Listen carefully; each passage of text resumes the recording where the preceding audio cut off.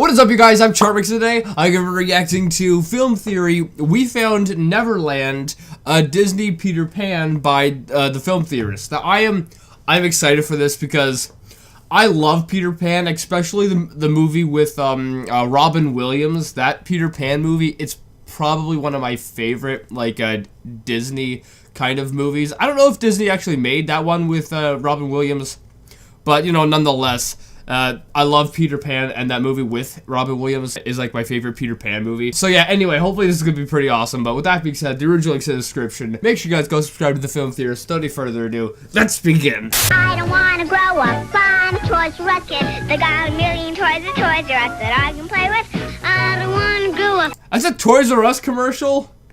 RIP. I'm a Toys R Us kid. After 70 years in business, Toys R Us announced yesterday it's closing its doors in America. Looks like everyone has to grow up sometime, eh, Peter?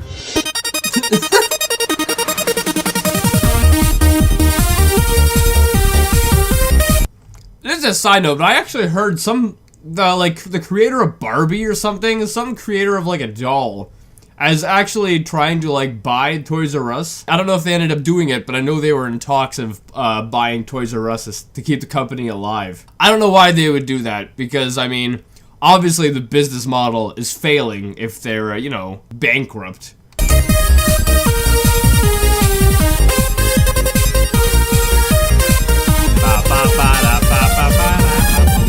Hello, Internet! Welcome to Film Theory, the Neverland of the Internet. That's Peter Pan's Neverland, not the creepy Michael Jackson Neverland. If you haven't guessed it yet, today we're exploring the world of Disney's favorite narcissistic tween heartthrob, Peter Pan. What was that face? What was that face? Just wait a second. Look, look at this face! What? That's not the Peter Pan I remember. Peter Pan. As you're probably aware, because I say this literally every Disney episode, growing up, I loved all the Disney movies, except for Pinocchio. But who didn't want to be Peter Pan? He had the ladies fighting over him constantly, which is kinda inexplicable when you think about what a creeper he actually is in his own movie. Ooh, here's a mystery boy who sneaks Yeah, he was a little bit of a creeper. into my bedroom at night and talks only about himself. Give me a piece of that! But really, the big draw here is obvious. What? Everyone wants to be able to stay a kid forever and play video games. And avoid the IRS, because taxes suck. But you can't be Peter Pan and stay young forever unless you figure out where Neverland is. And also grab some fairy dust and fly there and defeat some pirates. But one thing at a time, people. The geography is clearly the hardest part. Until today. It's not on Earth, though. Like in the movie, they fly into space or something, right? Like, remember it was follow go to the North Star or something like that? It's not on Earth. Neverland isn't on Earth. It's on a different planet. At least that's what I thought. That's right. The mission for today is to find the geographic location of Neverland. Sounds absurd, right? But we're actually given plenty of hints throughout the movie and books. Second star to the right and straight on till morning and all that jazz. Even Yeah. So wait, so you're not, I thought you actually had to fly to the star. Barry's original book describes Peter and the Darling children flying over the ocean to get to Neverland, but he just never specifically says where they choose to land. In the original versions, there's no mention of a star at all. He just says, second to the right, and then straight on till morning. But I'm not talking hints. I am telling you today that I have definitively located Neverland, to the point that you can actually book your next vacation there and partake in all the swashbuckling and Native American-themed racism you want. So sprinkle yourselves with theory dust and think happy thoughts. Next stop is Neverland.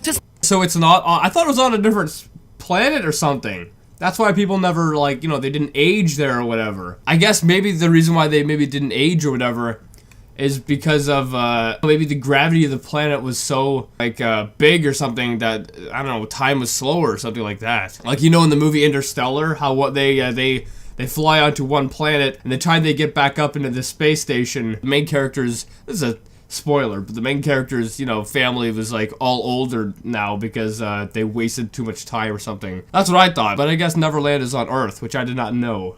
We need to remember that Wendy, John, and Michael Darling live in London. When Peter tells them that Neverland is the second star to the right and straight on till morning, it seems really vague, but actually the scene gives us plenty of clues to determine which direction they're headed. First, I compared this frame of the movie to constellations that could reasonably appear in the London night sky. While we don't get anything too conclusive, we can actually speculate that these stars here might be Mizar and Elcor, which are in similar positions to what we see in the movie, though in real life they should appear to be part of the Big Dipper constellation. Anyway, there's no need to get out your astrolabes just yet,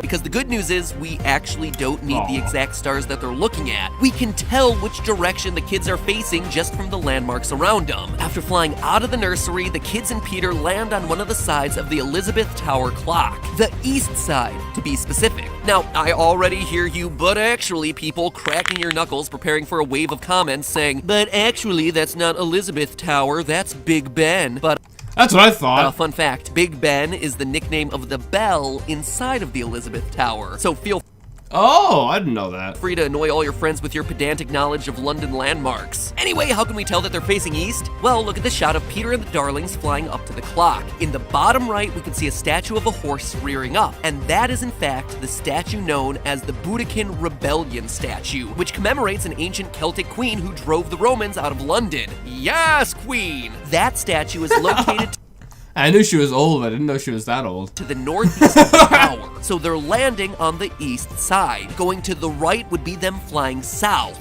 But we get an even more specific idea of the direction by tracking their flight. They fly over Westminster Bridge facing east, then they make a sharp turn over the bridge, so sharp that the camera has to rotate to follow Peter to head southwest. And that's the direction the camera follows them until they get to Neverland. TLDR, they're going south and west of London, which indicates that they're making a transatlantic flight towards the Americas. So now that we know they're headed to North or South America, we can look at a few other So Neverland is in America? Or maybe an island? That's what it has to be an island, because Neverland itself is a little island, right? It's not like a massive freaking, you know, it's not this massive thing. It's a little island. other factors to help us narrow down the search for Neverland. Judging by the map that we see of Neverland, we're looking at an island that's fairly small and features a number of inlets and lagoons. Typically, there are two types of lagoons in the Americas. Coastal lagoons, which are connected to the coastline of a much larger landmass, and atoll lagoons, which are more isolated and formed by coral reefs. By the looks of it, there are no major land masses in the waters around Neverland, so we can conclude that Neverland is an atoll. Now, atolls require coral reefs and tropical waters, so that narrows our search a lot, from the southern tip of Florida throughout the Caribbean and down through the coast of Brazil. But geography is just the beginning. We also know a lot about what's on that island,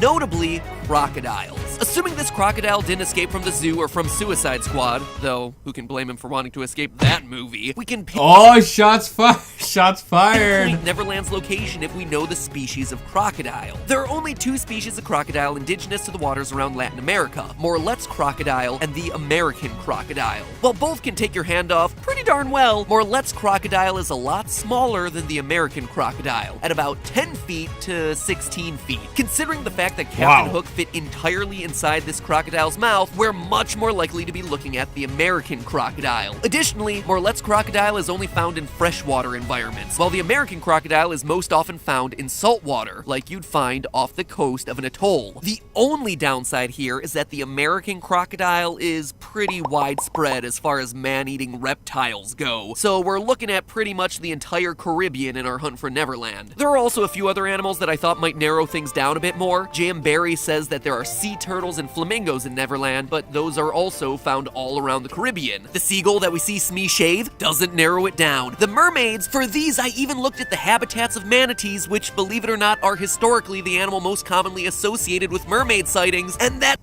Are they? Really? For a minute there, I was thinking Matt was actually gonna go around looking for mermaids. still didn't narrow things down. So at that point, I ran out of animals and wasn't sure if I was looking at a dead end here. But it turns out that the last part of the theory doesn't hinge on the animals in Neverland, it hinges on the people. According to the source material for Peter Pan, Captain Hook was originally a bosun for Blackbeard the pirate. Now, Blackbeard was very busy pirating all over the east coast of America and the Caribbean from 1716 to 1718, which, when you stop and think about it, 2 years? He was only like a pirate for 2 years? What?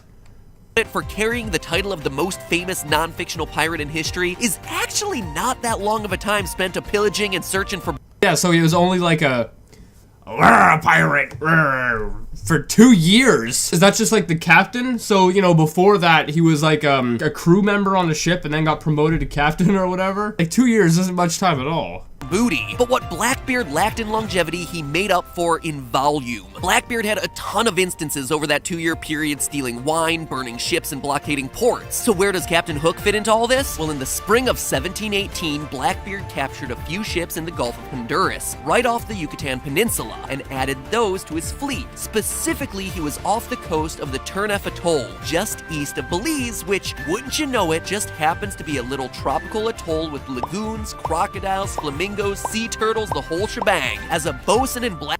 But it doesn't look like the island, it's really long. And then Neverland is, you know, it's a circular island. Blackbeard's fleet, there's actually historical precedent that Captain Hook would have actually graduated up to the role of captain on one of those commandeered ships in the Turneffe Atoll. In the Peter Pan story, it's specifically the Jolly Roger. And then from there, he drops anchor in Neverland and then gives up his life of pillaging in exchange for sword-fighting little boys and then outrunning a single crocodile. Probably would have been better off if No, not the best retirement plan. he just ate a bosun. There is, though, one kind of glaring hole in this that we can't really ignore. If we're going the history route, wouldn't we also have to ignore the timelines? I mean, Blackbeard died in 1718, but the Darling family is clearly from the early 1900s. And we even see things in the movie like the statue of Boudica, which wasn't installed until 1902. Well, it turns out we don't have to ignore the timeline. Even that works out under this theory. We know that once you land in Neverland, you never grow old. Oh, that's true. So Blackbeard would have just, you know, he wouldn't be aging. Yeah, okay, that makes sense. That makes sense. He wouldn't be aging, so it doesn't matter what time it is in the real world, because in Neverland, you know, age doesn't matter or whatever. Right? That's kind of the whole shtick of this place. Well, it turns out that Neverland, aka the Turneffe Atoll, is the exact historical region believed to contain the Fountain of Youth. The one geographic feature in the entire world that would actually behave and function like a real-life Neverland. Though most of the stories you hear about the Fountain of Youth in history class talk a lot about Ponce de Leon, who mostly looked for...